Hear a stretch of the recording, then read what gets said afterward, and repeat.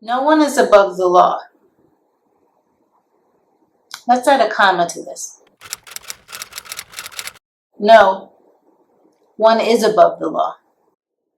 So after living in Panama, there are some things that I feel like we were trained to believe about the USA that I just don't see as true anymore. I didn't realize how ingrained they were into my thinking or the psyche of so many other Americans until I lived abroad. It begs to question, have we been brainwashed or conditioned to think a certain way? In this video, we're tackling 5 myths that most Americans in the United States are taught and or believe that, for the most part, I really didn't stop to think about until I lived in Panama. After each myth is discussed, I'm going to ask you some questions that I want you to stop and reflect on to see if you agree with these myths or not. And the first myth that we're starting with is in our national anthem, and it's freedom. The land of the free and the home of the brave. From an early age, we're taught this. But what does this really mean? Do we have more freedoms than other countries? Absolutely. Hands down, without a question. But let's take a look at where the USA ranks in the Human Freedom Index. You would think by the way we're taught we'd be number 1, right? But no, we're ranked 17th for 2024. We're not even in the top 10. I feel like freedoms are starting to present themselves differently in the United States, where it's more about having a right than freedom. It's my right to fill in the blank. It's my right to shoot you if you step on my property or land. But is it really your property or land? What happens if you don't pay those taxes?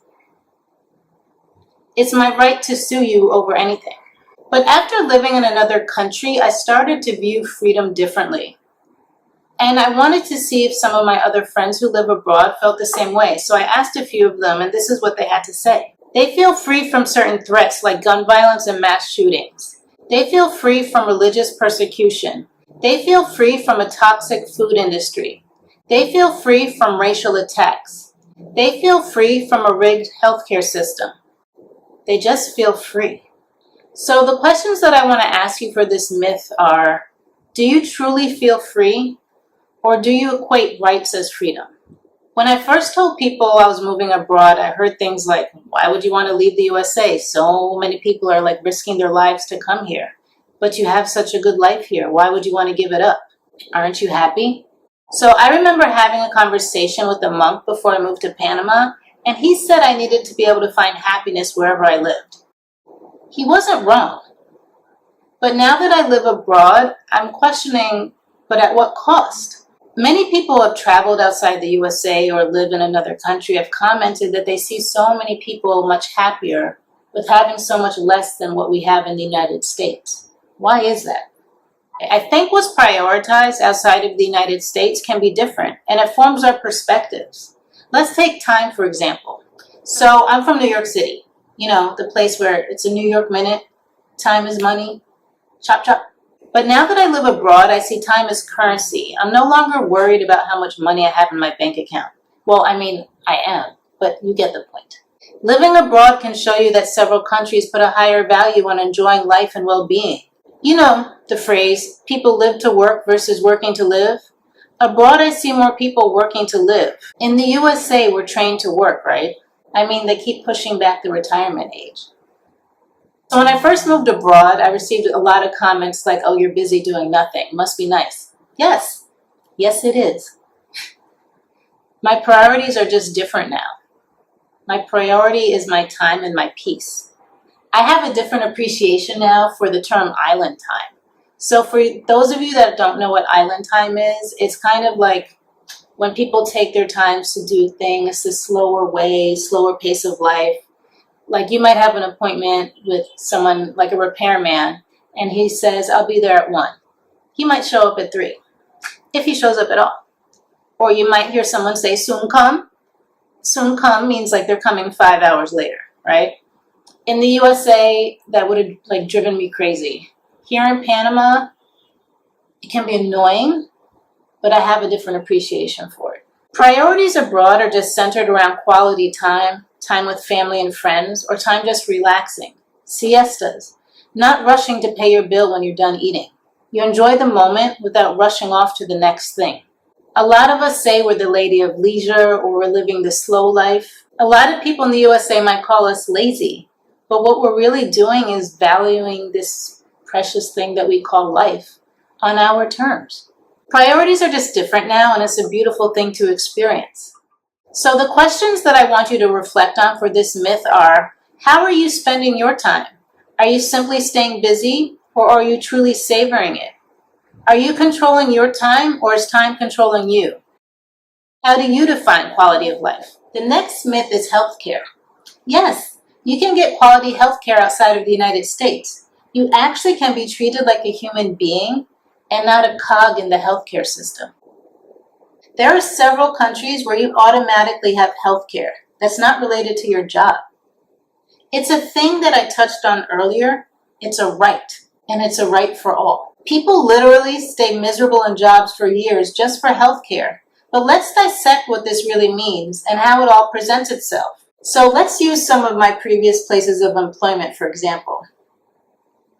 And I think this applies to a lot of us. In the USA, for the most part, you have an open enrollment system where you get to choose which type of healthcare you want. So if you want to change something with your health insurance or change your plan, you have to wait until the next enrollment season. But it's my health, and I'm paying for this healthcare. So for this coverage, it was deducted out of my paycheck every 2 weeks, automatically, before I even got my money. They got my money before I did, okay? And let's not discuss going to a doctor that was out of network, ER visits. You can only go to in-network ERs or certain ERs, ambulances, surgeries, an anesthesiologist being outside of the network, but your surgeon was in it. These all felt like games. So for those of you that don't know, I have cerebral palsy, and every year I would have to get new arm supports because the way I walked would change or my body would kind of change. And it was never covered by my health insurance. I always had to pay out of pocket for something that dealt with my health that I dealt with for all of my life. So why am I paying bi-weekly for something that doesn't cover my specific health needs? Make it make sense. It just feels like you're set up to fail in the US healthcare machine, where many Americans go bankrupt due to healthcare associated costs, or sadly even die, because they couldn't afford the care that they needed or deserved. So really sit back and ask yourself, is this how we should be treated? Does your health feel valued? And why is this normal in the land of the fee? Yep, I said fee, not free. Shouldn't I be free to choose my own healthcare, regardless of where I work? So there was another place of employment where we had to fill out these annual biometrics, like our height, our weight, how much we slept, do we drink, do we smoke, our cholesterol. I think it asked our cholesterol. But anyway, if we didn't fill this out, our healthcare premiums would go up. They would go up. So it felt like we were like being used to gather health information with the threat of paying more money for our health premiums. Who was this for? Why was this even normalized? Healthcare to me felt like a huge myth where it was about making certain people rich and keeping other people sick, poor, and broke. My questions for you regarding this myth are, have you been conditioned to accept the healthcare system as it is? Do you truly feel like you have a choice? No one is above the law.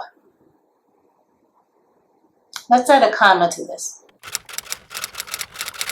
No, one is above the law. Whether you agree with them or not, we've all seen examples of this, where indeed one is above the law. Presidential pardons. This shows how political power can override consequences or that loyalty can outweigh justice.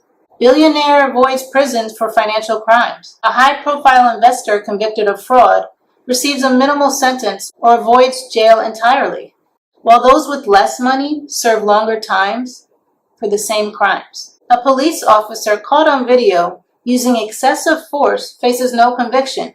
This reinforces the difficulty of prosecuting those in power. Corporate executives avoid punishment for environmental disasters.